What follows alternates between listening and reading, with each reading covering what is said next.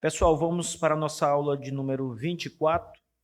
Nós agora vamos entrar em um assunto bem interessante que corresponde àquela fase da história batista ou da pré-história batista, chamada de fase de transição.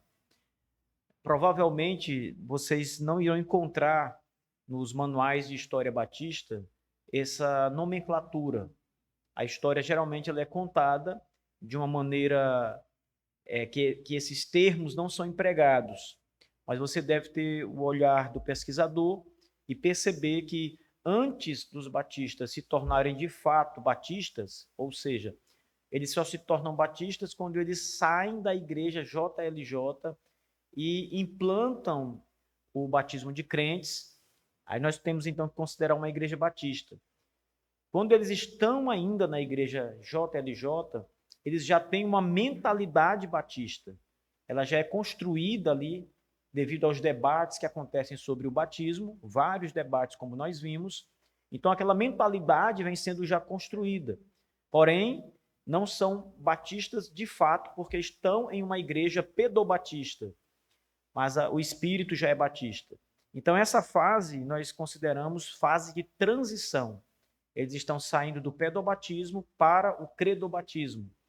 No credobatismo acontecem mais desenvolvimentos, a imersão, o pactualismo, e aí então vai se consolidando, aquela maturação, ela vai tomando forma cada vez maior para incorporar o que nós conhecemos hoje como batista na sua plenitude doutrinária, na sua identidade doutrinária.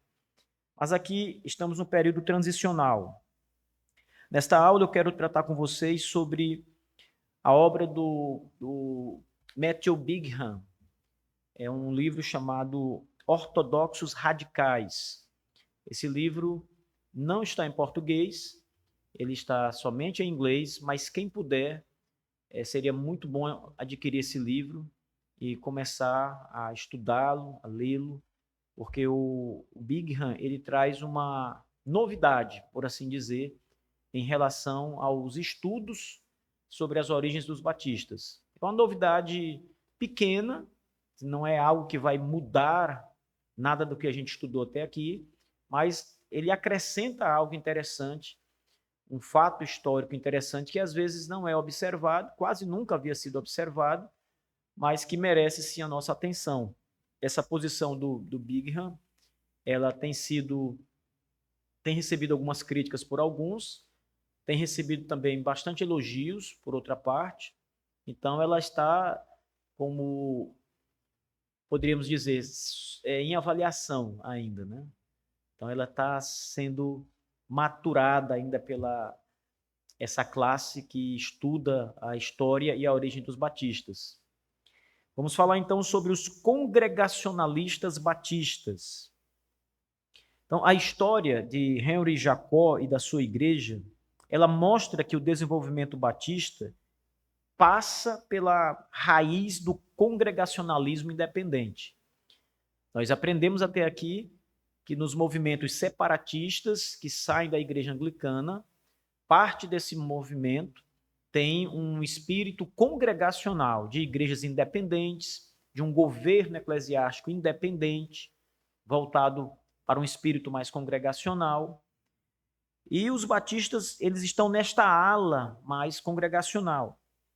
A designação de batistas como congregacionalistas batistas, essa designação é aplicada a eles durante a Revolução Inglesa, que está aí entre 1640 e 60. Essa designação aponta para uma evolução da sua identidade religiosa que não surgiu de forma isolada, mas como uma derivação natural dos movimentos independentes e congregacionais dentro do puritanismo inglês. Vocês também devem lembrar que o movimento separatista, ele é um movimento que está constantemente em evolução. Então, nós temos várias vertentes dentro do separatismo. Não é um tipo só de separatismo, de pensamento teológico, eclesiológico entre os separatistas. Há várias correntes diferentes. Os batistas, repito, estão nessa corrente mais congregacional.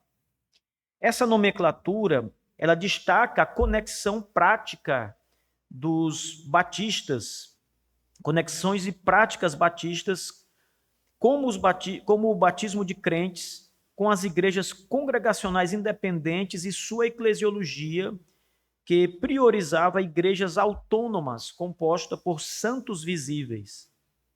Esse, por exemplo, é um termo que Henry Jacot utilizou quando estava ali formando a sua igreja. Então, essa é a razão de os batistas, às vezes, serem rotulados como congregacionalistas batistas. Então, nós temos aqui a união de dois termos de identidade: o termo congregacionalista e o termo batista. Então, quando esses termos vêm juntos, eles estão apontando para os batistas numa determinada fase do seu desenvolvimento. Tá? O livro Ortodoxos Radicais, a identidade batista na Revolução Inglesa, de Matthew Bigham, o livro é de 2019, então é uma obra recente. Ela é uma boa fonte de pesquisa para compreender essa transição que nós aqui apontamos. O autor apresenta uma análise bem detalhada que mostra como os batistas emergiram do círculo de Jesse e se alinharam ao congregacionalismo calvinista, redefinindo sua identidade em um contexto de debates teológicos e políticos. Então, vamos pensar aqui na última fase da igreja JLJ, a igreja de Jacó.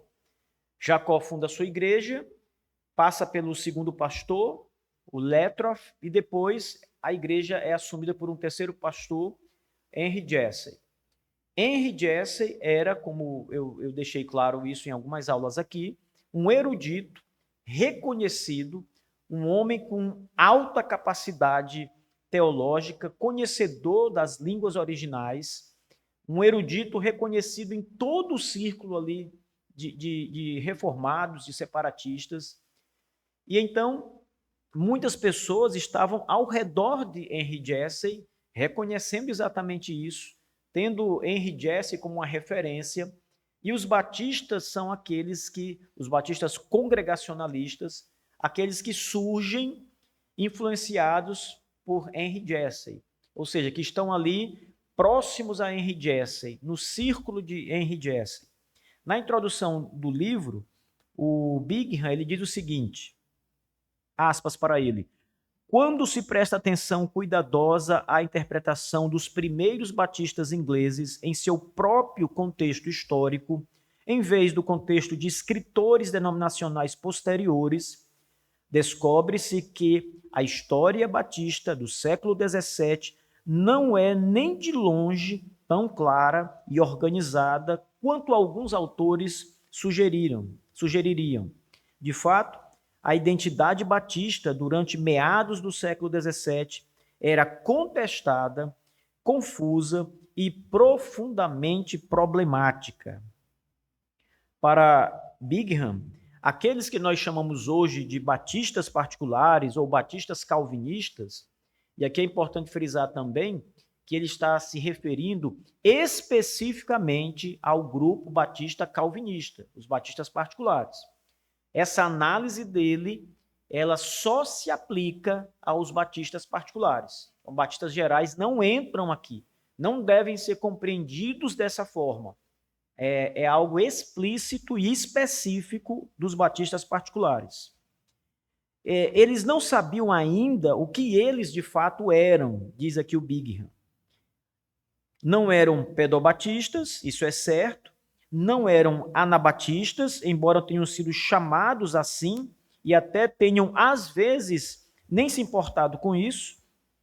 Contudo, eles pareciam se identificar numa coluna do meio por não encontrarem um nome para si que fosse adequado. O autor acrescenta as seguintes palavras: essa ambiguidade linguística refletia um senso de autoidentidade inerentemente tênue, contestado e desconfortável entre o grupo que os historiadores reconhecem como batistas particulares de meados do século XVII. No início dos anos de 1640, e por algum tempo depois, os membros desse grupo não sabiam como se chamar, porque não tinham certeza do que eram. No entanto, grande parte da literatura secundária, daquilo que foi escrito sobre os batistas, ele diz, grande parte da literatura secundária que pretende descrever e explicar esse grupo não expressa tal hesitação. A historiografia relevante retrata aqueles que atacavam o pedobatismo na disputa como batistas, de forma inequívoca. Esses batistas e as igrejas que representavam são frequentemente vistos de maneira reflexiva como elos numa cadeia denominacional que remonta pelo menos ao início do século XVII e segue até os dias atuais. Este livro desafia essa compreensão, apresentando uma reinterpretação significativa do grupo conhecido pelos historiadores como batistas particulares ou calvinistas durante a Revolução Inglesa e o Interregno. Veja, o que o Bingham está dizendo aqui, em outras palavras, é que aquele grupo que nós chamamos de batistas particulares não era ainda um grupo de batistas particulares. Eles não se consideravam isso e nem sabiam ainda o que eles eram. Eles vieram a se tornar batistas particulares de maneira mais exata, podemos assim usar essa expressão, bem mais tarde. Mas naquele período da década de 40 até ali meados de 1660, um pouco mais do que isso, eles não eram batistas ainda. Eles estavam numa transição. O nome mais apropriado que ele encontra, que ele expressa no livro, é que eles eram congregacionalistas batistas. Então, eles mesmos não sabiam como se identificar ainda. Eles só diziam que não eram anabatistas, não eram pedobatistas, mas não tinham uma designação para si mesmos. Então, Bingham cunhou o termo e aplicou aos batistas nesse período.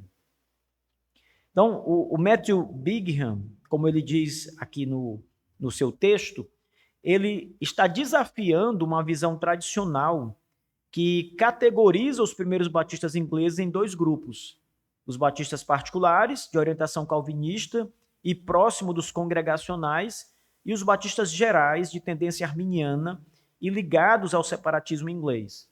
Ele diz que essa diferenciação não pode ser usada nessa época ainda. Ela seria, no caso, uma distinção que os historiadores costumam fazer, inadequada para aquele período. Ele argumenta que esses rótulos são problemáticos, apontando falhas na narrativa convencional que os sustenta. Além disso, discorda que a identidade batista é definida pelo batismo de crentes, visto existirem diversos grupos que se auto-intitulam batistas, mas que são bem distintos dos batistas que conhecemos. Nessa aula, eu quero expor um pouco do argumento do livro Ortodoxos Radicais. De acordo com o Bingham, os batistas do século XVII na Inglaterra devem ser denominados, nesse espaço de tempo, congregacionalistas batistas, porque a sua identidade religiosa emergiu não como um movimento isolado ou radicalmente separado, mas como uma variação dentro do caminho congregacional, chamado às vezes de Congregational Way. É um contexto eclesiológico puritano, que enfatiza igrejas autônomas formadas por crentes.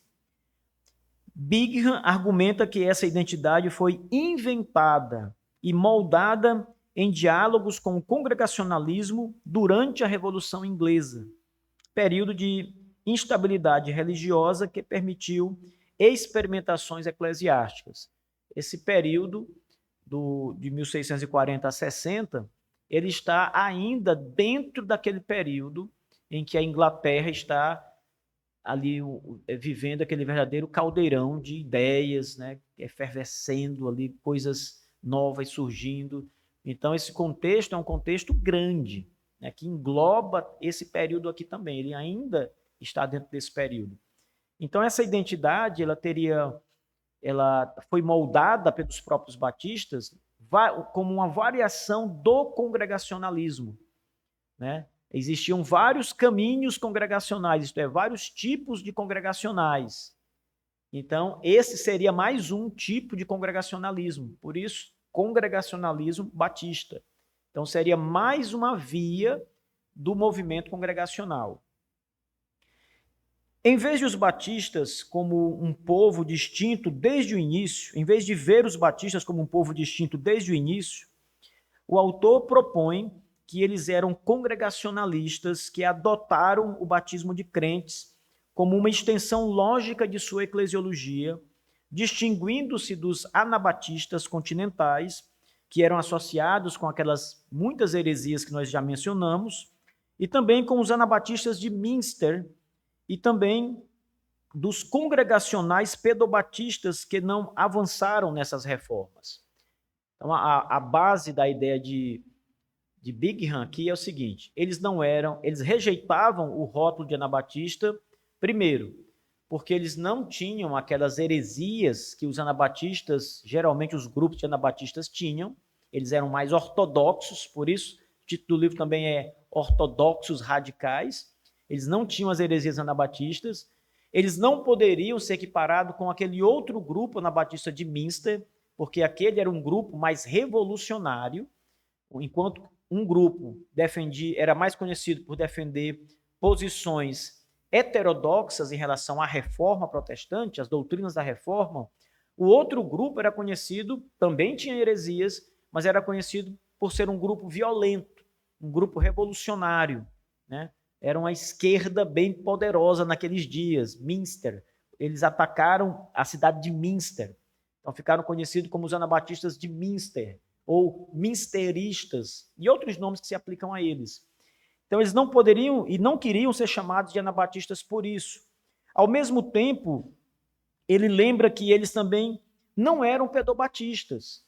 Eles estavam dentro do congregacionalismo, mas não defendiam o pedobatismo dos congregacionais.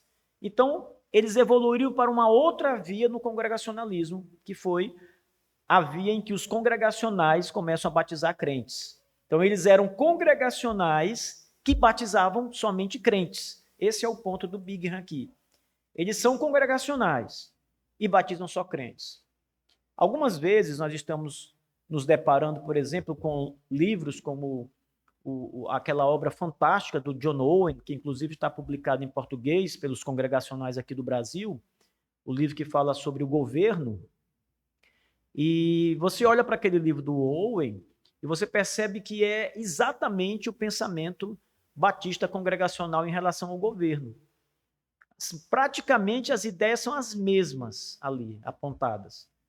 É o que o Bingham está tentando dizer. Olha, eles eram congregacionais, exatamente congregacionais nesse ponto de vista. Porém, quando você olha para a eclesiologia, esse grupo de congregacionais rejeita o pedobatismo e abraça o credobatismo. Então, eles mudam o congregacionalismo em sua eclesiologia. Então, essa é a diferença que ele observa.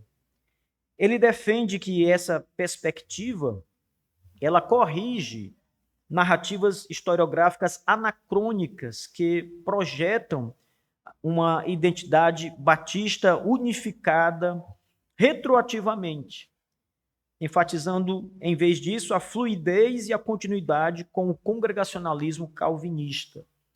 Então, pensar, segundo Bingham, em um grupo batista em 1638, 40, 41, quando descobre a imersão, etc., como um grupo batista bem organizado, definido, perfeito, né, que estava ali coeso em suas ideias, estavam todos unidos.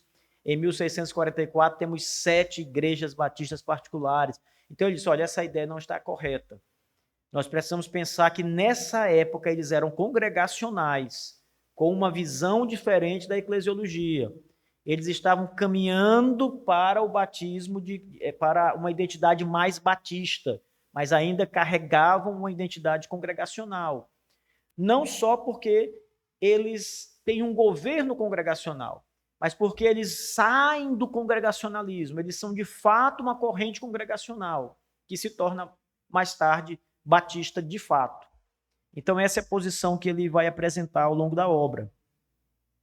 Essa variação, ela traz uma perspectiva inovadora, porque ela desafia a categorização tradicional dos primeiros batistas ingleses como particulares e gerais. Ele argumenta que esses rótulos, que são comumente usados pelos historiadores, são problemáticos, pois não há evidência nenhuma de que essas identidades estejam corretas nesse período. Ele destaca que os chamados batistas particulares, embora abertos à associação com pedobatistas, rejeitavam firmemente o arminianismo. Isso aqui é um outro ponto interessante, porque ele mostra que esses grupos batistas, vamos pensar aqui em batistas semi-separatistas, que é a corrente independente congregacional de onde saem os batistas de fato, ele diz, olha, esse grupo de batistas não tinha problema com os pedobatistas. Ou seja, eles consideravam-se uns aos outros irmãos, tranquilos, eles eram fiéis a Cristo, consideravam os pedobatistas equivocados em sua maneira de entender o batismo, de ver o batismo, mas os consideravam irmãos. Por quê? Eles estavam no mesmo barco, de fato. Eles eram congregacionais. A posição do Bingham é essa. Mas quando eles olhavam, por exemplo, para outros grupos que eram arminianos, eles já se distanciavam deles. Eles já não queriam essa aproximação com eles, porque não tinha a mesma identidade. Então, eles consideravam muito mais a proximidade com pedobatistas do que com arminianos, né? E esse também é um ponto histórico verdadeiro. Essas igrejas credobatistas e pedobatistas que vêm do congregacionalismo, elas de fato estão ali no espírito amigável. Há debates calorosos por causa do batismo, mas sempre há uma unidade. Pelo menos por parte dos batistas, isso é visto, né? Eles reconhecem aqueles congregacionais ou outros grupos pedobatistas como irmãos, mas quando eles se voltam para arminianos, eles já tomam uma distância, eles já consideram problemática. Ele destaca que os chamados batistas particulares, que rejeitavam ali o arminianismo, ele mostra que as transformações nas práticas batismais não resultaram na formação de uma nova identidade batista que unisse particulares e gerais. Pelo contrário, essas mudanças foram a consequência natural e inevitável dos princípios congregacionais já abraçados pelas igrejas calvinistas, refletindo a evolução interna em vez de uma ruptura na denominação. Então, em vez de uma identidade batista conjunta, os batistas particulares emergiram de igrejas congregacionais e permanecem em conexão e cooperação, apesar de suas mudanças batismais. Isso também é muito interessante, porque quando a gente está falando dos batistas, lembrem bem, eu falei isso em algumas aulas no início, existem os princípios universais que unem os batistas. Alguém aqui perguntou, pastor, como é que a gente identifica uma igreja que é só batista, sem se importar se ela é calvinista, arminiana? O que é que une esses grupos, sendo eles somente grupos batistas?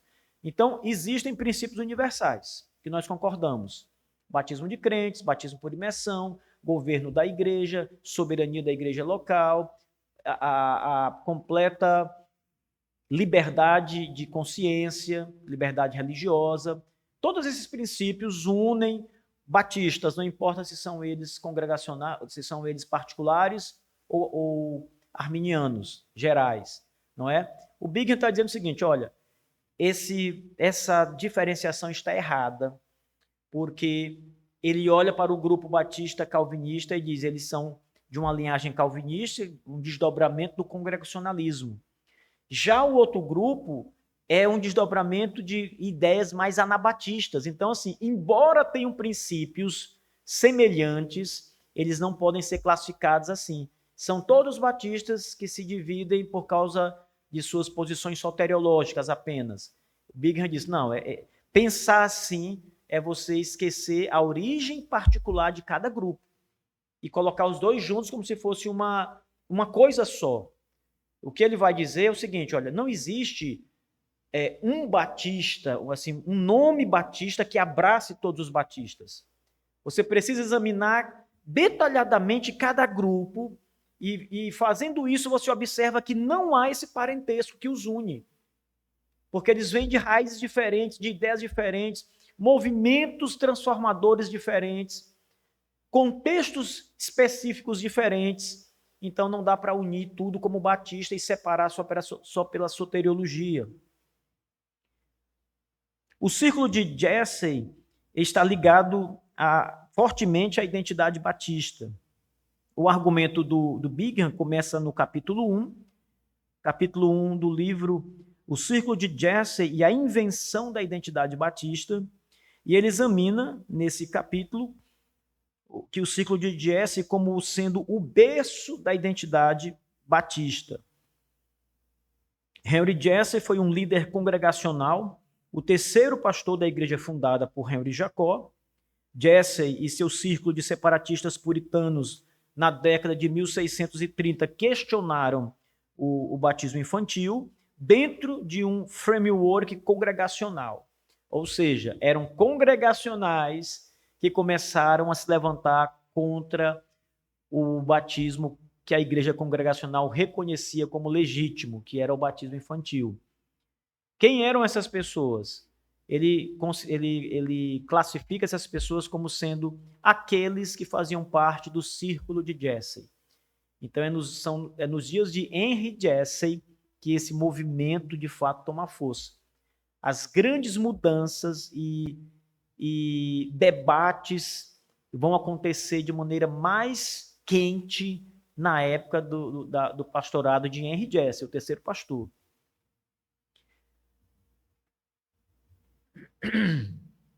Ele também cita que, ao entrar na Câmara dos Comuns, em 29 de janeiro de 1646, os parlamentares foram confrontados por uma petição que destacava debates internos no círculo, levando à adoção do batismo de crentes. Então perceba que o Henry Jesse, ele era uma figura, repito, proeminente na época, de maneira que tudo aquilo que acontecia naquela igreja, a igreja de Jesse, acabava sendo comentado em círculos maiores, de maior importância. Os assuntos, inclusive, eram comentados durante a Assembleia de Westminster. Eles comentaram as mudanças batismais, eu não estou falando aqui do texto da confissão, mas que os divines de Westminster, em suas reuniões, inclusive isso está registrado nas minutas da confissão de fé de Westminster, nas atas, não é, das reuniões internas. E lá eles ficam bastante preocupados com o que está acontecendo em relação à revolução do batismo na igreja de Henry Jesse, que era ali era como se fosse, por exemplo, hoje, o Gary Crampton deixando o presbiterianismo e se tornando batista. Então, mais ou menos a mesma coisa, o mesmo tipo de impacto aconteceu quando o Jesse está se tornando também o credo batista. Então, aquilo gera uma preocupação porque Henry Jesse era uma figura proeminente. Então, era um nome respeitado. Então, veja que mudança está acontecendo aqui.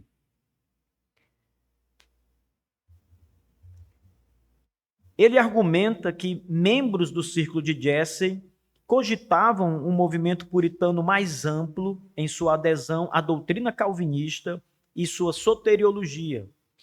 Aqui, a identidade batista não era uma ruptura, ele diz, mas era uma invenção dentro do congregacionalismo, onde a rejeição do pedobatismo era vista como uma purificação da igreja visível, limitada a santos visíveis, ou seja, a igreja regenerada.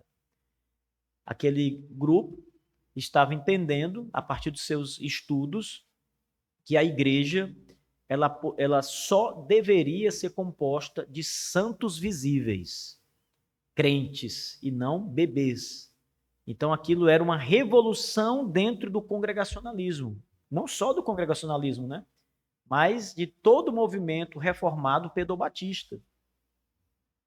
Isso explica porque esses batistas mantiveram laços com congregacionalistas pedobatistas como Hansert Knowles, que batizou Jesse em 1645, reforçando uma identidade compartilhada ali entre eles. O Bingham, ele vai dizer, de maneira indubitável, que Hansert Knowles, que é um dos nomes proeminentes que nós conhecemos, ele começa a aparecer na história batista por volta de 1646, e ele subscreve a Confissão de 1689 e também a de 1646, ele é ali subscritor dela, defensor daquela confissão, e ele entende que Hansert Knowles parte do círculo de Jesse e é o homem responsável por levar Jesse a entender o batismo por imersão. Então, nessa data aqui, 1645, ele batiza Henry Jesse. O resultado disso é que houve ali, nesse momento, uma espécie de explosão entre os Divines de Westminster, né? Porque agora sim, Henry Jesse era um credobatista, né? Henry Jesse era um imersionista. E eles estavam muito preocupados com isso, com essas mudanças todas que vinham acontecendo. No capítulo 2, Bingham, ele vai tratar do chamado caminho congregacional. Ele vai explicar melhor essas vertentes, especialmente esse novo caminho, que é o caminho do congregacionalismo batista. O capítulo é intitulado Batistas ao longo do caminho congregacional. Ele demonstra que os batistas concordavam com o caminho congregacional, porém modificando as doutrinas relativas ao batismo e integrando o batismo de crentes à eclesiologia congregacional. Ele critica historiadores que assumem uma identidade totalmente batista muito precoce. Então, para ele, classificar como batistas os batistas nesse período seria anacrônico, né? Seria equivocado, porque naquele momento não temos ainda uma identidade batista como temos hoje, por exemplo. Então ele diz, olha, essa classificação ela é equivocada porque ela é anacrônica, ela é incompleta naquele momento. Ou seja, eles não eram batistas ainda, eles eram congregacionais em mudança, em processo de mudança. Bingham argumenta que os signatários da Confissão de Fé de 1644 e de 1646 se viam como congregacionalistas reformados e não como batistas, algo que sequer existia para poder se identificar. Por exemplo, a confissão é intitulada A Confissão de Fé daquelas igrejas que são comumente, embora falsamente, chamadas anabatistas, rejeitando o rótulo de anabatistas como pejorativo, ao mesmo tempo que afirmavam uma identidade congregacional. Bingham explica que, ao abandonar a noção anacrônica de uma identidade batista do início do século XVII para a metade do século, é preciso reconhecer que os chamados batistas particulares cresceram diretamente do círculo de Jesse. Essa integração mostra como o batismo de crentes era, na verdade, uma extensão do congregacionalismo na igreja, não uma nova identidade sectária. Então, em resumo, o que Jesse está aqui apontando no caminho congregacional? Até o ano de 1660, nesse grupo do círculo de Jesse que nós chamamos batistas particulares. Ele está dizendo o seguinte: nesse momento, o mais apropriado historicamente e teologicamente, por tudo que o grupo apresenta, veja, mesmo durante a elaboração da Confissão de Fé de 1644, ele diz, nesse momento, este grupo, ele deve ser visto como uma vertente congregacional. Não são batistas ainda, são, portanto, congregacionais que agora adotam uma forma de batismo diferente. Mas não são batistas de fato. Essa é a posição dele. Isso muda, irmãos, porque se nós abraçarmos esse argumento do Jesse completamente, nós vamos precisar mudar o marco inicial do surgimento dos batistas particulares para o final desse período de transição. Então, qual seria a primeira confissão de fé batista? A segunda confissão de fé de Londres. Seria, no caso, a primeira confissão de fé dos batistas. Na perspectiva de Bingham, seria a maneira de enquadrar historicamente a questão. Quando as pessoas levantam questões como, mas se a primeira confissão de fé batista for a segunda confissão de fé batista, isso mostra um erro de interpretação, porque os próprios batistas chamaram de segunda confissão. Mas o Bingham diz, eles nem sabiam que eram ainda. A primeira confissão, de fato, a de 1644, é uma confissão do mesmo grupo, mas esse grupo está transicionando. Naquele momento, eles ainda são congregacionais em transição. No segundo momento, eles já têm uma identidade batista mais formada. Então, ainda que eles chamem de primeira e segunda confissão, nós deveríamos classificar como a primeira confissão sendo a de Londres, de 1689. E a primeira confissão de 1644 seria, no caso, uma confissão congregacional batista de um período transicional. Era mais ou menos isso que ele vai colocar. Essa seria a maneira exata de classificar os grupos, olhando para trás, como nós temos hoje todos os meios de analisar a documentação, de ver a história. Ele diz, essa seria a maneira mais exata, mais correta de fazer isso. No capítulo 3, ele vai falar sobre essa sacramentologia e a eclesiologia. O capítulo 3 é intitulado Entre nós e os anabatistas completos, reformulando a sacramentologia à luz da eclesiologia. Ele aprofunda essa distinção nesse capítulo.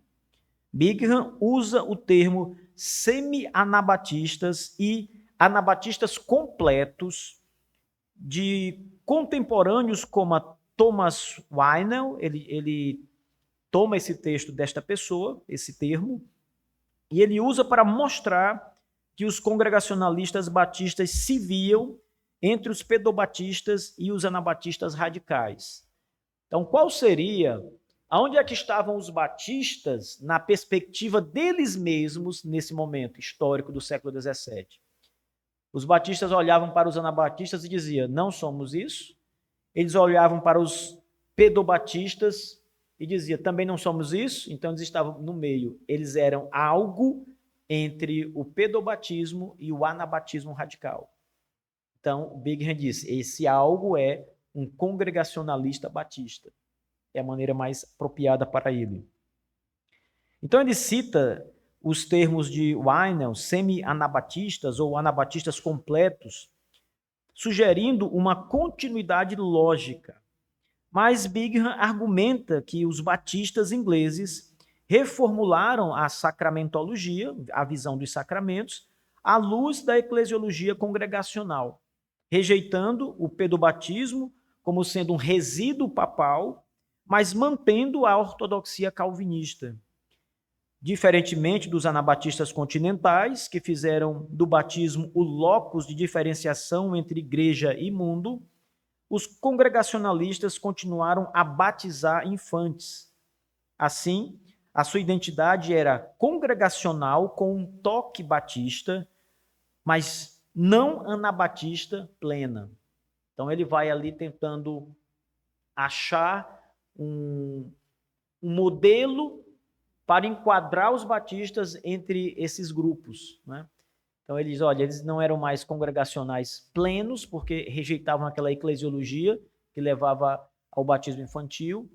Por outro lado, abraçavam o congregacionalismo deles ainda, continuavam segurando essas doutrinas eclesiológicas, olhavam para os anabatistas, rejeitavam os anabatistas, mas concordavam com o credobatismo deles. Então eles tomaram algo daqui, algo dali, e são isso agora, uma mistura entre congregacionais e anabatistas, porém nem sendo anabatistas, nem sendo congregacionais totalmente. São o que ele denomina congregacionalistas batistas. Os congregacionalistas batistas não buscavam abandonar o congregacionalismo, mas eles seguiam sua lógica interna até que consideravam seu desfecho natural. Para eles, os princípios centrais do congregacionalismo, a rejeição de uma igreja nacional e a crença em membros como os santos visíveis, minavam a base do pedobatismo.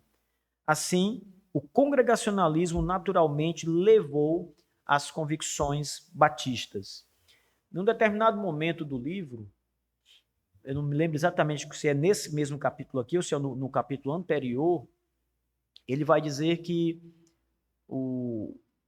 a ideia congregacional, quando ela é levada até as últimas consequências, que foi o que os batistas fizeram, ela invariavelmente vai levar a mudanças no batismo, que foi o que os batistas fizeram. A defesa do Brigham em relação a isso é que os batistas estão continuando a reforma através da aplicação máxima dos princípios eclesiológicos que eles defendiam. Ele olha para os congregacionais e diz, os congregacionais têm uma eclesiologia, mas se ela for levada até as últimas consequências, eles têm que caminhar adiante. Então, os batistas fizeram isso no meio congregacional, por isso uma nova vertente surge. Essa que aplica os princípios e reforma mais ainda a igreja. Essa é a perspectiva dele, e ele diz isso. No capítulo 4, capítulo intitulado Opostos à honra de Deus, não mais, reabilitando o anabatismo, entre aspas, na Inglaterra cromwelliana, de Cromwell, no caso. Aqui ele discute essa reabilitação do anabatismo na Inglaterra cromwelliana, onde batistas ganharam respeitabilidade. Durante os anos de 1650, a antipatia universal pelos anabatistas evaporou, permitindo que eles servissem em comitês eclesiásticos. Ele diz, aspas, anabatistas eram perigosos para a igreja e Estado, mas ele nota uma mudança com Oliver Cromwell, tolerando mais os batistas congregacionais. E isso reforçou a sua identidade como parte da essência puritana e não como radicais isolados.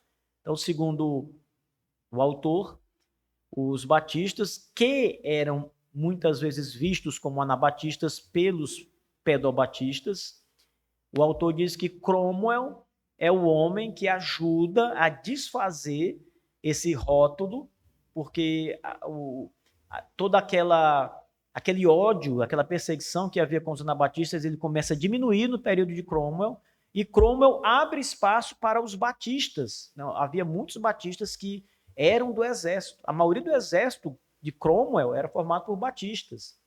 O que também desfaz a ideia de que batistas vêm do anabatismo, porque os anabatistas eram pacifistas.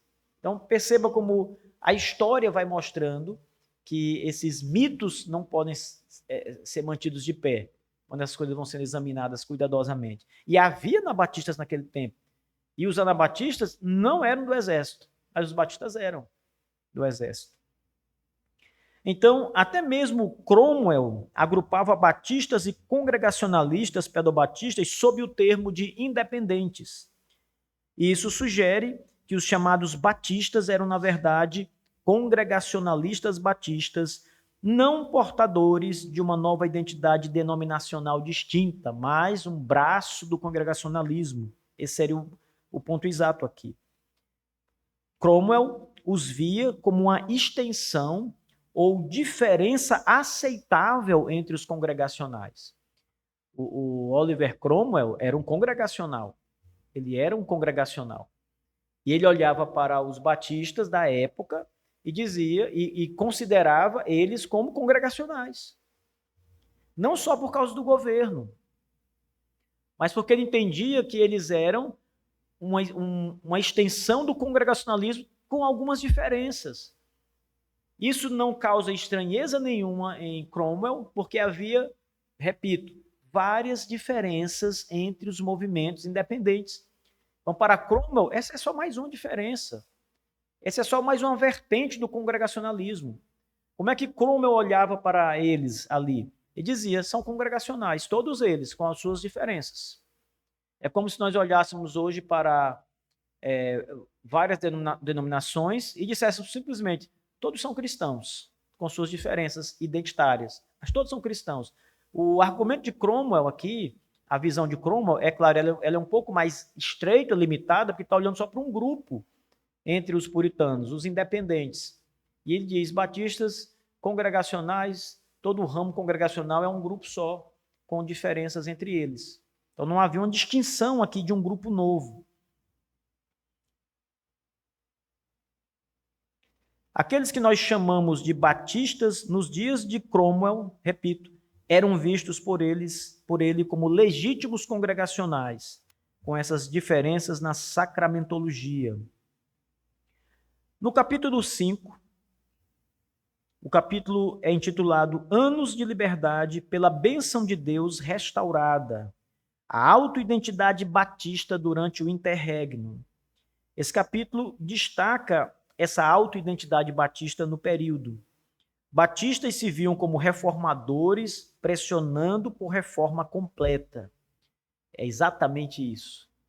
As igrejas batistas, nossos pais nesse período, avançavam na reforma, eles queriam seguir adiante na reforma, eles tinham exatamente essa ideia de que a reforma não estava completa e deveria continuar.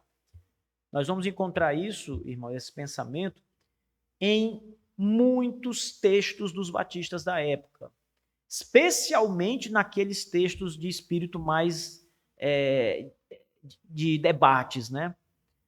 Há, por exemplo, um livro bem interessante um debate bem interessante envolvendo o Benjamin Kitt com um Pedro Batista, e dentro desse debate o Benjamin Kitt vai dizer que nós batistas estamos levando a reforma adiante.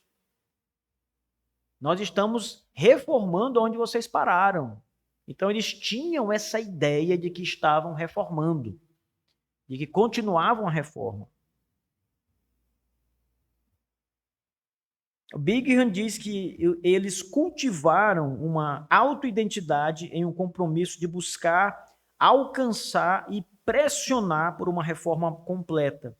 Essa identidade era batista congregacional, focada em liberdade religiosa, restaurada por Deus, integrando o batismo a uma visão mais ampla da igreja reformada. Para Bingham, chamar esses batistas de congregacionalistas batistas assegura com maior precisão sua origem histórica no congregacionalismo, corrigindo visões que os isolam como batistas puros. As etapas transicionais, elas não podem ser descartadas ou omitidas se a busca pela formação da identidade batista está sendo buscada. Ele afirma que essa categoria batista, ela é uma invenção do século XVIII. Ela é imposta anacronicamente em meados do século XVII. Ou seja, na perspectiva dele, os batistas que já são maduros batistas no século XVIII olham para trás, para os seus antepassados, que estão nesse momento de transição, e aplicam a sua identidade moderna no século XVIII àqueles do século XVII. Então, Bingham diz, isso está errado. Eles não têm essa identidade ainda. Ela está em formação. O correto seria, eles são congregacionais, não batistas, mas congregacionais que têm uma eclesiologia diferente em relação ao sacramento. Esse é o ponto que ele vai defender. Essa nuance, ela revela a complexidade da Revolução Inglesa, onde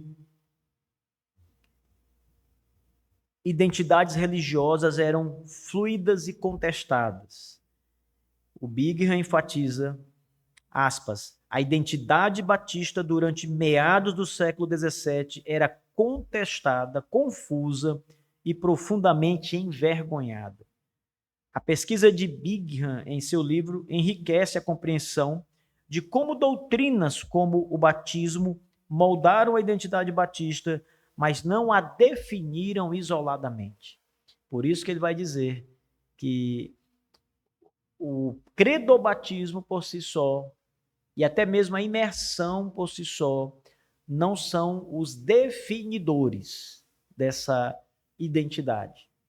A identidade está em progressão, né? Ela está transicionando de uma certa tradição congregacional para uma tradição que está sendo inventada, né? Que é o que ele vai chamar mais tarde de tradição batista, batista particular.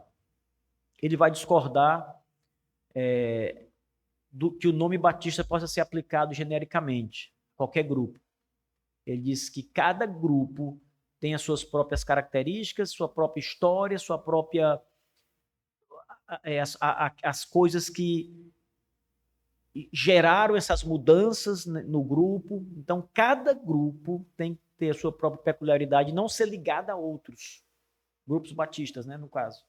Então, é um argumento interessante, irmãos. Como eu disse, na academia, esse argumento vem sendo analisado. O livro ele foi recebido com bons olhos, no sentido acadêmico, como uma tese nova. Recebeu também críticas, né? Tem muita gente que critica, gente boa, autoridades no assunto, que também tem criticado as ideias de Bingham, tentando corrigir algumas falhas na sua posição. Mas, em linhas gerais, o pensamento de Bingham, ele é um pensamento que ele tem muitos acertos, na minha perspectiva, mas ele carece realmente de mais tempo para que a gente possa maturar mais essa ideia, analisar melhor cada argumento dele, porque se ele estiver plenamente correto em suas ideias, a gente vai precisar reestruturar ali a história batista, né? Então, aqueles manuais de história batista, tudo estruturadinhos, ele tem que receber mudança, variação ali na sua estrutura. Então, depois que essa maturação nos estudos acontecer, quem sabe daqui a alguns anos ou décadas, aí isso possa vir a mudar, mais informações vão surgir, mais pesquisas vão acontecer nessa área, certamente, e o tempo vai mostrar como essas coisas vão se desenrolar. Então, nós batistas devemos ficar atentos para isso, devemos ser conhecedores desse debate, estar por dentro desse debate e, quem sabe, ajudar a compreender esse debate também com os nossos próprios estudos nessa área. Então, nossa aula termina por aqui, pessoal. 10 minutos de intervalo.